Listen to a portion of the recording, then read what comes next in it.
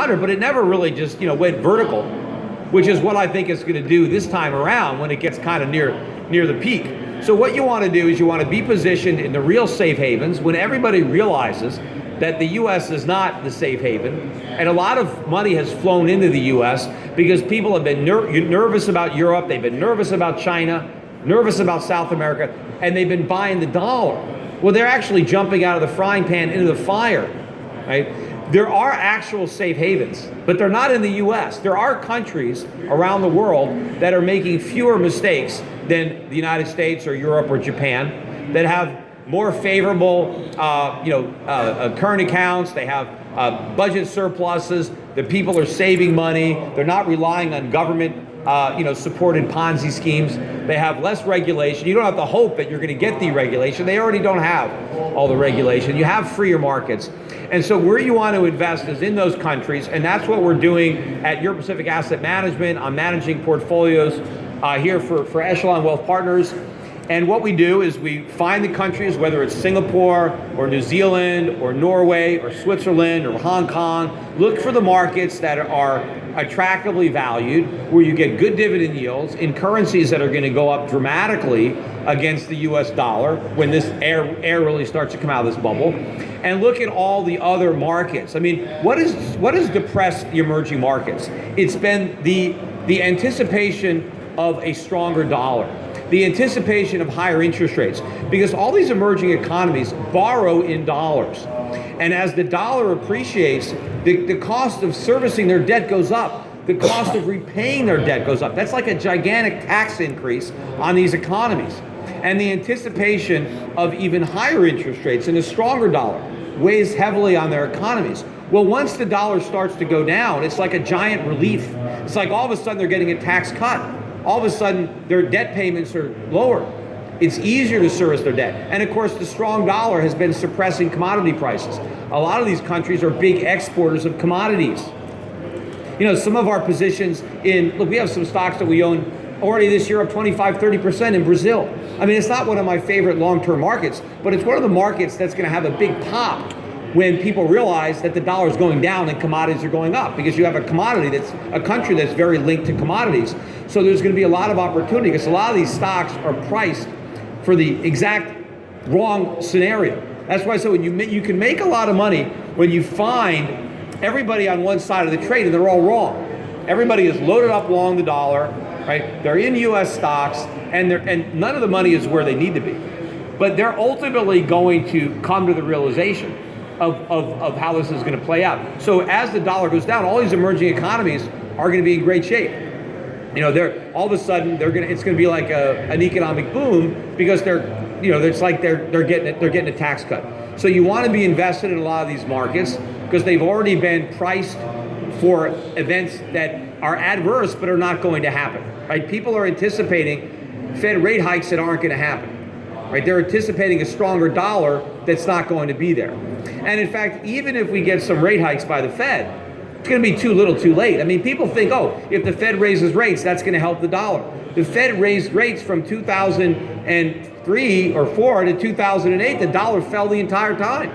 The Fed was raising rates by a quarter point every time they met, and gold went up the whole time. Now they're raising rates by a quarter point a year. Why are people so afraid that, that's going to help the dollar? No, it's not. By the time they start getting around the raising rates, the markets are up now looking beyond the hikes to the next easing, right? The markets are anticipating the future. They're not reacting to what's happening now. And so the next major move in monetary policy is the next ease. Because the U.S. economy is basically in recession. Why do you think Donald Trump won? If we had a stronger economy, Hillary Clinton would have won. If we had a stronger economy, Donald Trump wouldn't have got the nomination for the Republicans. It was because the economy was so weak that he won the nomination and then the presidency. But the people on Wall Street still don't realize that all these phony government statistics that they've been touting, right? The economy has been weakening because everything the Fed has done has simply propped up asset markets at the expense of the real economy. And to the extent that we even attempt to revive the real economy, we have to deflate all those bubbles first. We have to let interest rates go up. We have to let a lot of investors lose money. But that means there's also an opportunity for people who understand the real dynamic of what's going on to make money.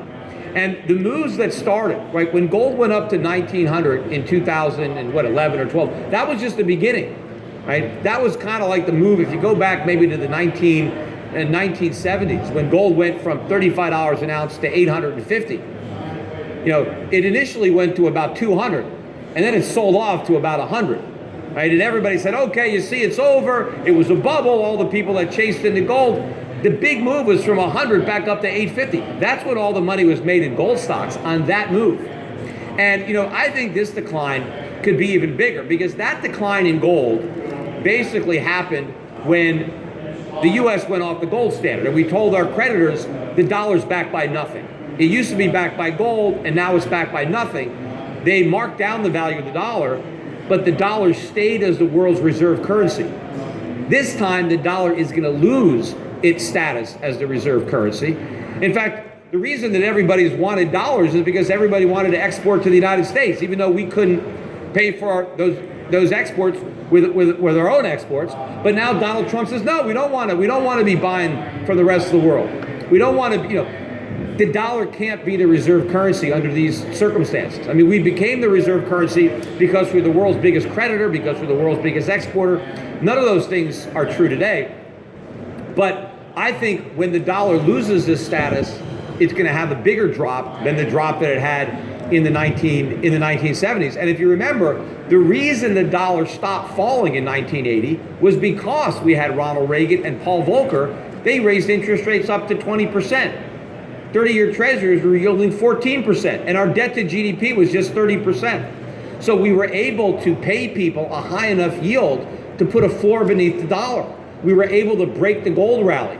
What can the Fed do this time? What can the government do this time? If there's a run on the dollar, how would they stop it?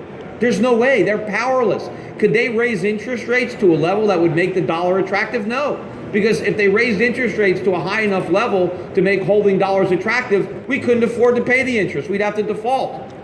So there is no way to stop the dollar decline like we had in 1980. There's no way to stop the run up in gold. So this is the big move, right? And so it's still early enough, I think, to get positioned. With the dollar still nearing 14 or 15-year highs, it's still a good time to accumulate. Now, of course, a lot of you are here in Canada. So if you're a Canadian investor, it's not the same perspective as a U.S. investor, because you've got Canadian dollars, right? And I do expect that the Canadian dollar in general might weaken against other currencies. I don't think it's going to weaken against the U.S. dollar. I mean, I think the Canadian dollar is kind of finding a bottom. I mean, it got knocked down a couple of days ago because the central bank hinted about, well, we might be cutting rates. And that was probably a buying opportunity in the Canadian dollar, because the Canadian dollar is going to rise against the U.S. dollar, but it may fall against other currencies.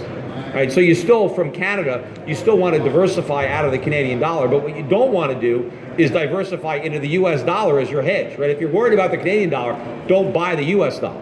There are other currencies that are in much better shape, but I also think that you want to, by and large, own assets, because we are going to have a global bear market in debt, right? Interest rates around the world are too low. That means bonds all around the world are too expensive. So to the extent that you want to invest and you want to get income, you've got to look for income generating stocks at companies that will pay good dividend yields, and they're out there.